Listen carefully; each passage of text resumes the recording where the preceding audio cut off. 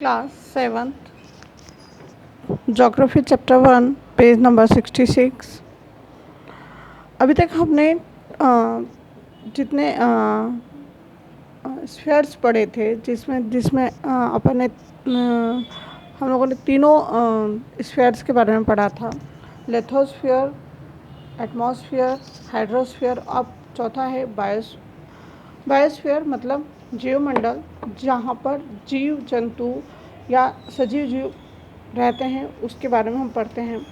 तो जीवमंडल जो है उसके ये तीनों मंडलों से रिलेटेड है या तीनों मंडलों में शामिल है।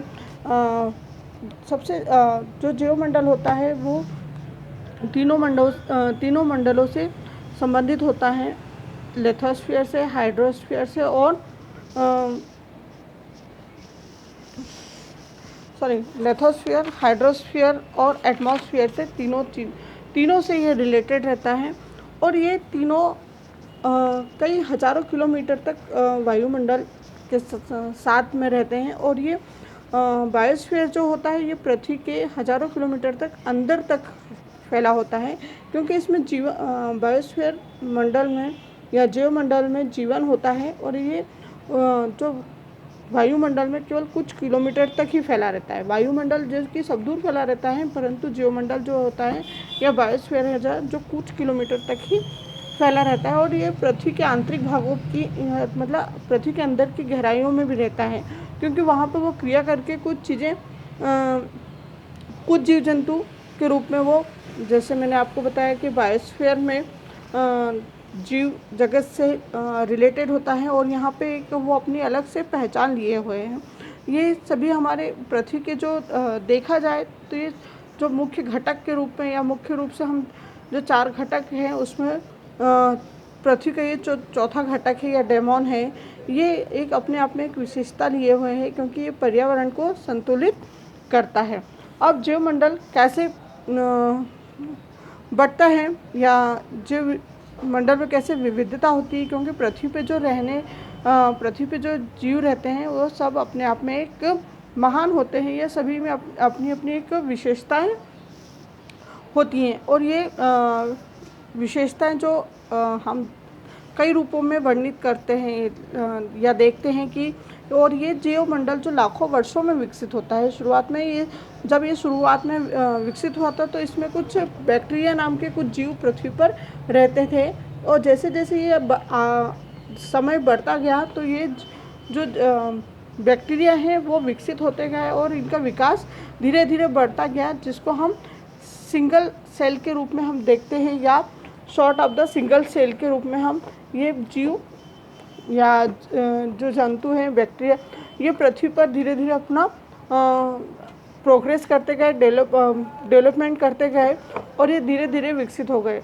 और ये जैसे कि हम लोग जानते हैं कि जीवमंडल में कई छोटे बड़े कई तरह के प्राणी होते हैं, परंतु उसमें सबसे मुख्य हम देखते हैं तो उसमें जो मनुष्य है वो जीवमंडल में सबसे अधिक विकसित है। और क्योंकि जीवमंडल में जितने भी प्राणी हैं या जीव जंतु हैं वो सभी प्रजनन के लिए या अपनी प्रजातियों को बढ़ाने के लिए नए नए जोड़े के रूप में पर्यावरण की परिस्थितियों को उपयुक्त बनाते हैं। और वहाँ पे जो क्रियाएं करते हैं, वैज्ञानिकों ने इन क्रियाओं को जीन्स के रूप में, प्रजाति के रूप में और परिस्थिति के रूप में इनको नाम दिया है। और इन पारिस्थितिक तंत्र में जो अंतर होता है वो कई भागों में विभाजित किया है, और जिसका सबसे हम मुख्य तौर पे हम देखा जाए तो इन सभी जीवों की सबसे मूल जो इकाई है वो होती है प्रजाति। जैसे कि आप लोग सभी जानते हैं कि छोटी बड़ी जो प्रजाति होती है, मनुष्य की एक अलग प्रजाति होती है, जीव जंतु की अलग प्रजाति होती है, पक्षियों की अलग प्रजाति होती है। तो जो जीवमंडल है वो कई प्रजातियों में विभाजित है, और इन प्रजातियों को वैज्ञानिकों ने अलग अलग इकाइयों के आधार पर रखा है। और इनमें जो अलग अलग विभाजित तो किया है, परंतु ये एक दूसरे से परस्पर संबंध रखते हैं या एक दूसरे के साथ में ही विकसित होते हैं, क्योंकि ये जो छोटे छोटे जीव जंतु हैं या पेड़ पौधे हैं ये भी मनुष्य के और मनुष्य इनसे प्रभावित होता है और ये मनुष्य से प्रभावित होते हैं। प्रभावित का मतलब ये नहीं कि अट्रैक्ट होते हैं, ये आश्रित रहते हैं।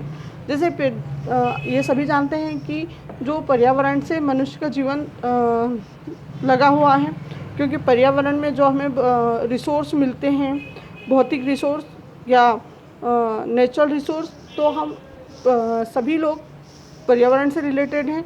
और ये हमारे जैविक पर्यावरण की स्थिति को जानने के लिए जो हमें मूल संकेत हम देते हैं, या मनुष्य में जैविक विविधता का एक हिस्सा जो होता है, हम ये अपनी योग्यता के अध्ययन से या वैज्ञानिकों ने अपनी बौद्धिक कौशल के द्वारा हमें महत्वपूर्ण लाभ भी दिए हैं। और इसमें तरह तरह के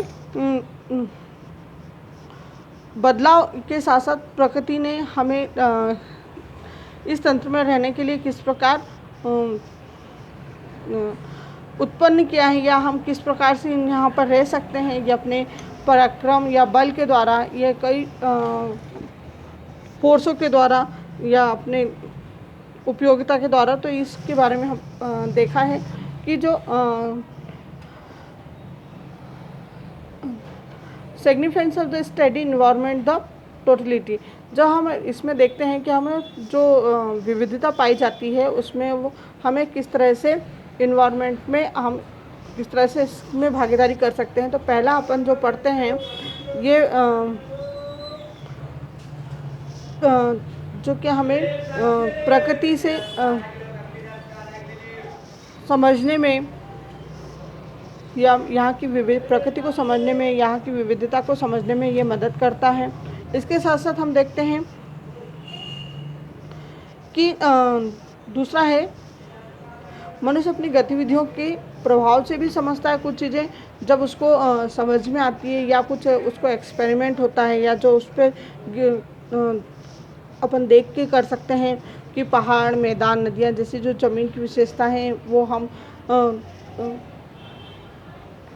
तीसरा जो पॉइंट है अपना, जब हम पृथ्वी पे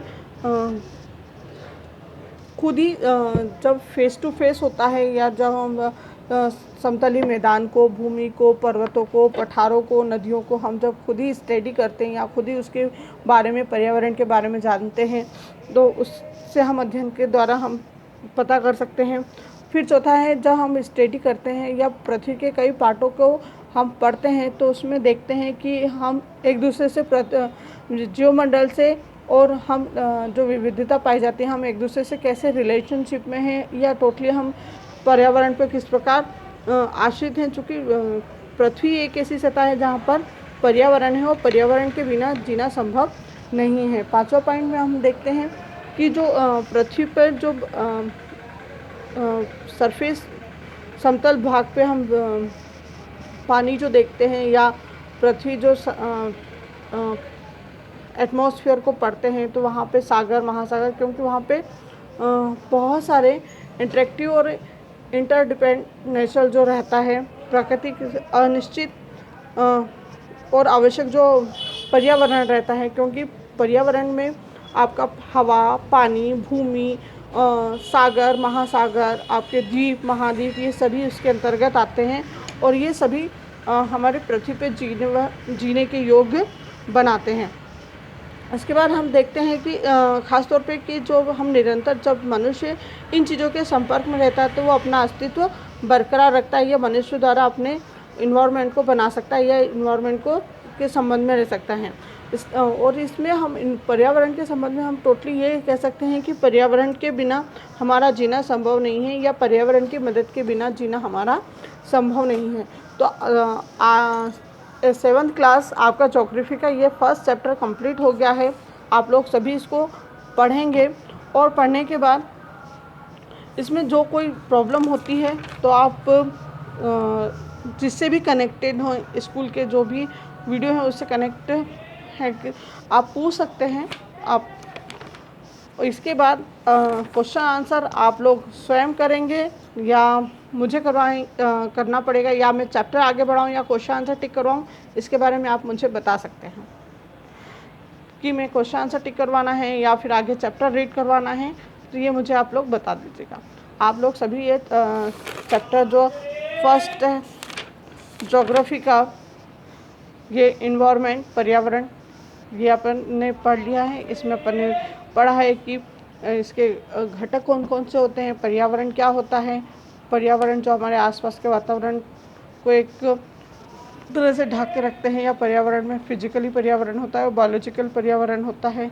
फिजिकली पर्यावरण में जो हम देखते हैं कि नेचुरल चीज़ें जो प्रकृति से हमें देती हैं, और बायोलॉजिकल जो हमें जीव जंतुओं या जीवाश्म से प्राप्त होता है।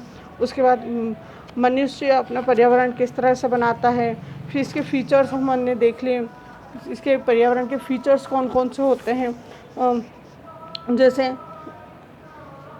Interaction, resource, process, energy. अब और इसके बारे में हमने पहले पढ़ा था कि पृथ्वी एक यूनिक प्लानेट है या अनोखा ग्रह है। फिर पृथ्वी के ग्रह पे कौन कौन से घटक पाए जाते हैं, तो पृथ्वी के घटक जो 4 रहते हैं, लिथोस्फीयर, एटमॉस्फेयर, बायोस्फीयर और हाइड्रोस्फीयर। स्थलमंडल, वायुमंडल, जीवमंडल और जलमंडल। तो ये चारों मंडल हैं जो कि हमारे मनुष्य या जीव जंतु को जीवित रहने में बहुत ज़्यादा मदद करते हैं। और ये सारी चीज़ों को मनुष्य अपने बुद्धि, कौशल और प्रशिक्षण से ही विकसित करता है, उसे जानता है, समझता है और उस पर निर्भर रहता है। तो पृथ्वी के बिना या पर्यावरण, नेचर के बिना मनुष्य का जीना संभव नहीं है, या मनुष्य के बिना पर्यावरण का भी उद्गम होना या उसको विकसित करना संभव नहीं है। तो ये हो गया ज्योग्राफी का फर्स्ट चैप्टर, 7th क्लास। अगला चैप्टर जो अपन पढ़ेंगे, earth surface is the interior. तो ज्योग्राफी का पढ़ें या हिस्ट्री का पढ़ें, तो इसके बारे में भी मुझे आप जानकारी दे सकते हैं।